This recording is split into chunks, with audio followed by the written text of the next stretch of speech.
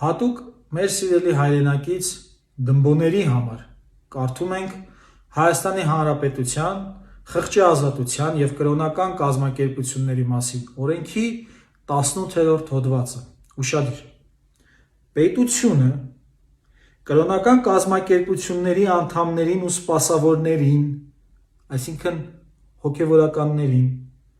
վերապահում է հասարակական ու քաղաքական կյանքին մասնակցելու իրավունք, կրկնում եմ, քաղաքական կյանքին մասնակցելու իրավունք, այլ քաղաքացիների հետ համահավասար,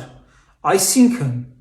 հայ առաքելական եկեղեցու հոգևորականները, քահանաները, սարկավակները բոլորը իրավունք ունեն ասելու, որ Հայաստանում 385 եկեղեցի հանձնած, մոտավորապես 150,000 հայ առաքելական եկեղեցու հետևորդի անօթևան թողածը, Արցախը հանձնածը իրավունք չունի Հայաստանում լինելու իշխանության, և սրա հակառակը զրկելը Հայաստանի քաղաքացիներին, այդ թվում կրոնական կազմակերպության սպասավորներին իրենց քաղաքական իրավունքներից կլիներ ապօրինի, հակաքաղաքակրթական, միջազգային իրավունքի խախտում։ Էնպես որ, սիրելի եպիսկոպոսներ, արքեպիսկոպոսներ, տեր-հայրեր, վարդապետեր, սարկավակներ, հանգիստ կարող եք արտահայտել ձեր մտքերը, որ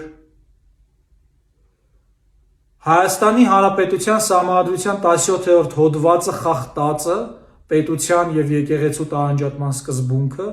իրավունք չունի լինելու Հայաստանում իշխանության։